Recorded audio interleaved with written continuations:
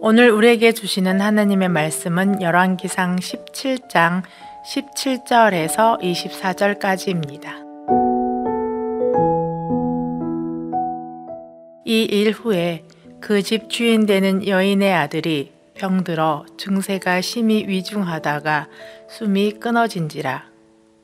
여인이 엘리야에게 이르되 하나님의 사람이여, 당신이 나와 더불어 무슨 상관이 있기로 내 죄를 생각나게 하고 또 내 아들을 죽게 하려고 내게 오셨나이까.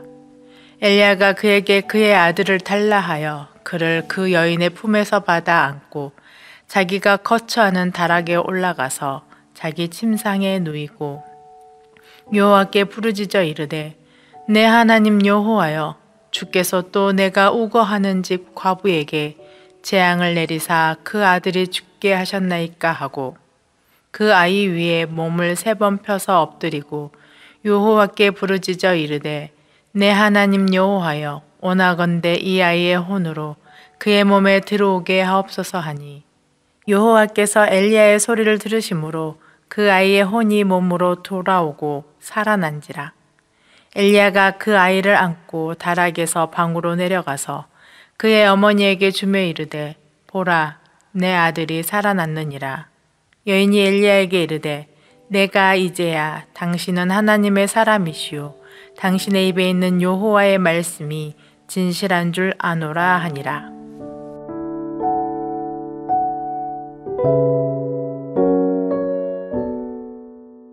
열왕기상의 여러 이야기들은 엘리야와 이세벨의 갈등과 경쟁을 이루는 이야기에서 그 절정을 이룹니다. 열왕기상 17장에서 18장의 장면을 읽고 있노라면 마치 세상에 몸을 드러내지 않고 있던 절대 고수가 어지러운 세상에 나타나 자칭 고수라 칭하는 자들과 실력을 겨루면서 도장 깨기를 하는 장면을 보는 듯 합니다. 성도 여러분, 무협 영화를 보면 대부분 절대 고수는 언제 등장하나요? 늘 그렇듯이 절대 고수는 자칭 고수라는 가짜들로 인해 세상이 가장 어렵고 험난하고 질서가 무너진 때에 등장하는 법입니다. 지금이 바로 그때가 되었습니다.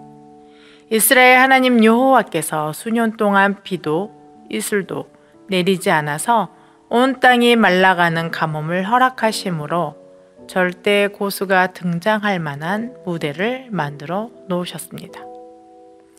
이제 절대 고수가 등장하기만 하면 됩니다. 그렇다면 절대 고수는 누구이며 자칭 고수라고 말하는 가짜들은 누구일까요? 아마 눈치채셨듯이 절대 고수는 엘리야를 보내신 하나님이시며 자칭 고수라 자부하는 가짜들은 이세벨이 믿는 바알과 아세라입니다. 그 가짜들 중 엘리야가 먼저 상대할 상대는 바로 아세라입니다. 엘리야가 머물고 있는 집의 여주인은 사르밧에 살고 있는 과부였습니다. 사르밧은 페니키아인들로 구성된 두로와 시돈 중간 지점에 위치한 지중해 연안의 상공업 도시입니다. 이 사르밧을 구성하는 페니키아인들이 섬긴 이신이 바로 아세라입니다. 아세라는 바알의 아내이자 70명의 신들을 낳은 신들의 어머니요, 다산과 모성 그리고 풍요의 여신이었습니다. 그 아세라를 섬기는 사르밧 과부와 아들이 가뭄으로 인해 먹고 살아갈 것이 다 떨어져 죽음을 생각하고 있는 바로 그때에 그들 앞에 엘리야가 등장합니다. 그리고 그들에게 자신이 먹을 물과 빵을 달라는 상당히 황당하고도 기가 막히는 요구를 합니다. 이 요청을 거절하는 그녀에게 엘리야는 이스라엘의 하나님 여호와께서 그녀의 기름과 가루를 풍족히 채워주실 것을 말합니다. 그리고 그의 말은 그대로 이루어졌습니다. 이렇게 함으로 풍요의 여신 아세라가 이스라엘의 하나님 여호와의 말씀에 의해 거짓임이 드러났습니다. 첫 번째 대결에서 이스라엘 하나님 여호와의 승리로 이제 스코어 1대 0이 된 사건이 어제의 말씀이었습니다. 그리고 오늘 그 두 번째 대결이 시작되었습니다. 그것은 과부의 아들의 죽음이었습니다.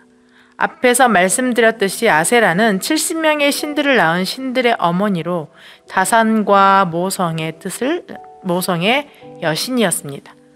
그런데 과부의 아들, 그것도 유일한 아들이 죽었습니다. 아니, 아세라가 진정 모성의 여신이라면 자신의 유일한 아들이 죽게 되었는데 같은 어머니의 모성을 지녔다면 그대로 두지 않고 살려줬어야 했습니다. 하지만 과부의 아들은 너무 허무하게 죽고 말았습니다. 자신의 아들의 죽음을 마주한 과부는 무슨 생각이 가장 먼저 떠올랐을까요? 아세라를 믿었던 그녀에게 가장 먼저 떠오른 생각은 바로 이스라엘의 하나님 여호와의 말씀을 전하는 하나님의 사람을 우리 집에 두었기 때문에 아세라 여신이 화가 났나 보다라고 생각하지 않았을까요? 그렇기에 그녀는 오늘 엘리야에게 이렇게 말합니다. 18절 말씀입니다. 여인이 엘리야에게 이르되 하나님의 사람이여 당신이 나와 더불어 무슨 상관이 있기로 내 죄를 생각나게 하고 또 내 아들을 죽게 하려고 내게 오셨나이까. 그녀는 엘리야를 자신의 집에 들임으로 아세라에게 죄를 지었다고 생각했으며 그로 인해 아들이 죽게 되었다고 생각했던 것입니다. 이제 엘리야는 두 번째 대결을 시작해야 합니다.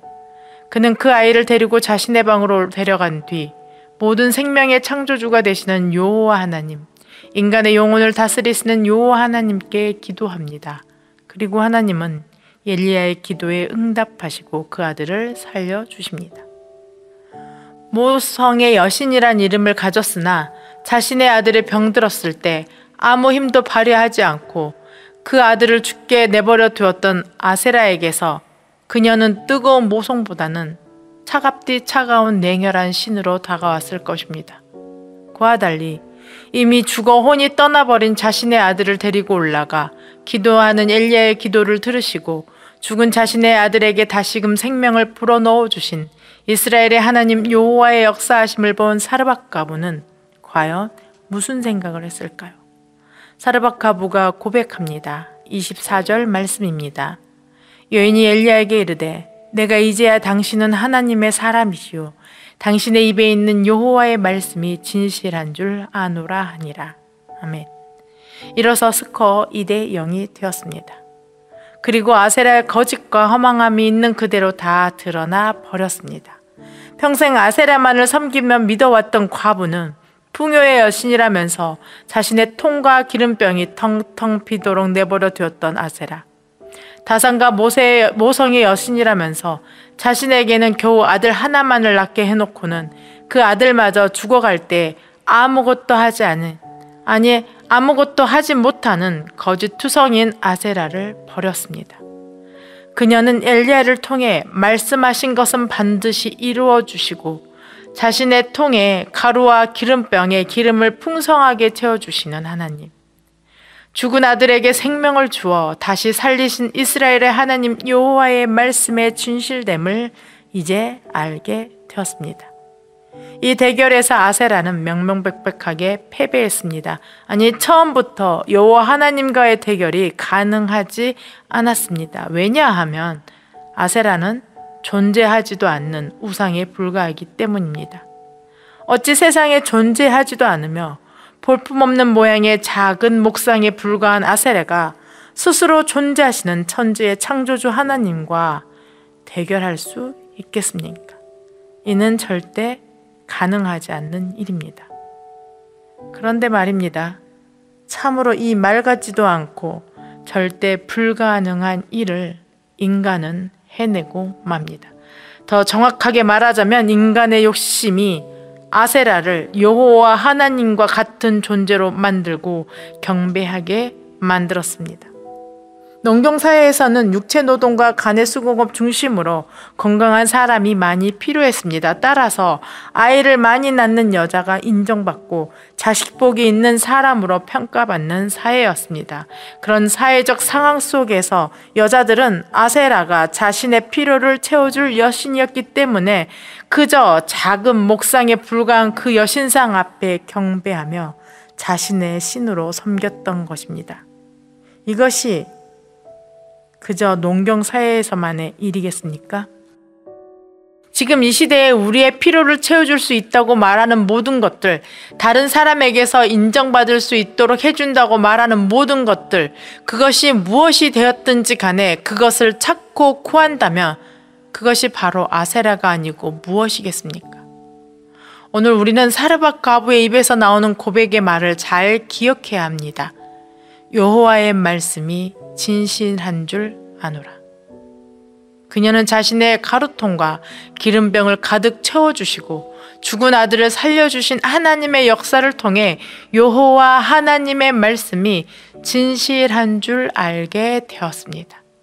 그런데 여러분, 이 고백이 그냥 나온 것이 아니었습니다.